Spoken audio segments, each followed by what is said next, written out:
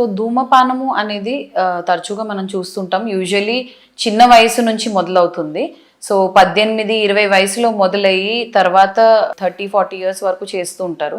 18-20 ఏళ్ళ వయసులో శరీరం అనేది గట్టిగా ఉంటుంది, మన ఇమ్యూనిటీ బాడీ సహన శక్తి అనేది బాగుంటుంది. ఇలాంటి వయసులో మన బాడీకి ఏమి కాదు. అదే 40 ఇయర్స్ దాటాక ఈ స్మోకింగ్ ఎఫెక్ట్స్ అనేవి తెలుస్తాయి. సో స్మోక్ మెయిన్గా ఏం చేస్తుందంటే ఊపిరితిత్తుల్లో మనకి గొట్టాలు ఉంటాయి. సో ఆ గొట్టాల మీద ప్రభావం చూపిస్తుంది. ఇలా గొట్టాలు ఉంటాయండి. దిస్ ఇస్ నార్మల్ ఎయిర్వే, గొట్టం ఎయిర్వే. సో దీని నుంచి ఎయిర్ వెళ్తుంది, మన ఆక్సిజన్ వెళ్తుంది, కార్బన్ డైఆక్సైడ్ బయటకు వస్తుంది. సో స్మోకింగ్ చేసిన వాళ్ళకి ఏమవుతుందంటే ఈ ఎయిర్వేలో ఇలా వాప్ అనేది ఏర్పడుతుంది. దాంట్లో స్మోకింగ్లో ఉన్న నికోటిన్ అనే పదార్థం వల్ల ఈ వాప్ ఏర్పడుతుంది. ఈ వాప్ వల్ల నార్మల్లీ వెళ్లాల్సిన గాలి వెళ్లకుండా సగం గాలి మాత్రమే వెళ్తుంది. అదే అల్టిమేట్లీ ఏమవుతుందంటే కొన్ని ఇయర్స్ తర్వాత ఇది మొత్తంగా మూసుకుపోయి, ఇక్కడ తెమడ చూస్తున్నారు కదా, ఇది తెల్లగా ఉన్నది తెమడ, ఇలా తెమడ ఇరుక్కుపోయి అసలే గాలి వెళ్ళదు. ఇలాంటి టైంలో పిల్లి కూతలు రావడము, ఆయాసం రావడము, దమ్ము రావడము, కొద్ది దూరం నడవగానే ఆయాసం వస్తుంది అనమాట పేషెంట్స్కి. ఇది యూజువలీ మోర్ దెన్ 40 ఇయర్స్ వయసులో చూస్తాము. దీన్ని మనము COPD అంటాము, అంటే chronic obstructive pulmonary disease.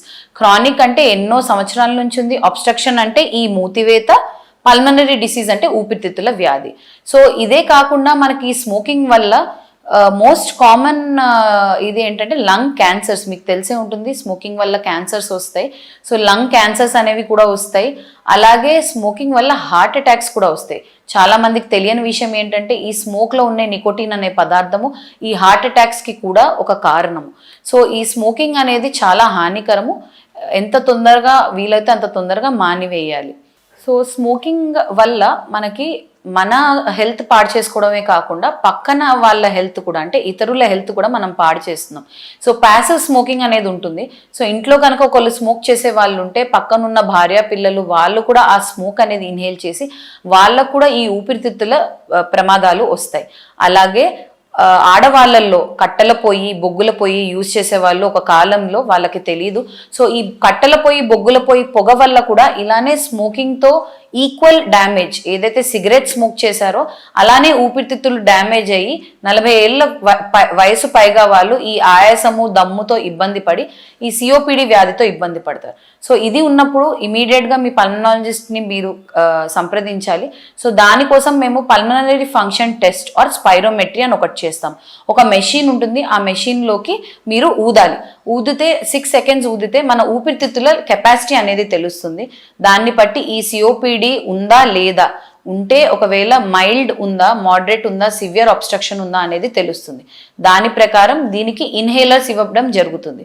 So inhalers అనగానే అందరం భయపడతాము, అలవాటు పడిపోతాము అని కొంతమంది అంటారు. కొంతమంది ఏమో ఇవి మంచివి కావు, సైడ్ ఎఫెక్ట్స్ ఉంటాయి అంటారు. సో ఇవన్నీ తప్పు, నమ్మకండి. So inhalers is the only treatment for COPD and asthma. So ఇన్హేలర్లో ఏంటంటే మనం మామూలుగా వాడే మందుల కన్నా 1000 రెట్లు తక్కువ డోసేజ్ ఉంటుంది. అంటే మామూలుగా వాడే మందుల్లో మిల్లీగ్రామ్ డోసేజ్, గ్రామ్ డోసేజ్ ఉంటే దీంట్లో మైక్రోగ్రామ్ డోసేజ్ ఉంటుంది. ఇది డైరెక్ట్గా ఊపిరితిత్తుల్లోకి ఎఫెక్ట్ చేసి ఈ గొట్టాలని ఓపెన్ అప్ చేస్తుంది, మూసుకున్న గొట్టాలను ఓపెన్ చేస్తుంది. అండ్ ఇంకొకటి ఏంటంటే ఇవి డైరెక్ట్గా లంగ్స్ మీద ఎఫెక్ట్ చేస్తుంది, వేరే సైడ్ ఎఫెక్ట్స్ ఉండదు. మరియు శరీరం నుంచి 12 గంటల కన్నా ఎక్కువ సమయం ఉండదు, శరీరం లోపల ఉండిపోదు ఈ మందు. సో యూజువలీ మేము 2 times 3 times ఇస్తాము ఈ ఇన్హేలర్స్. సో యూజువలీ ఇది శరీరంలో ఉండదు, సో సైడ్ ఎఫెక్ట్స్ రావు, అలానే అలవాటు కూడా అవ్వదు. So inhaler is the only treatment for COPD and asthma.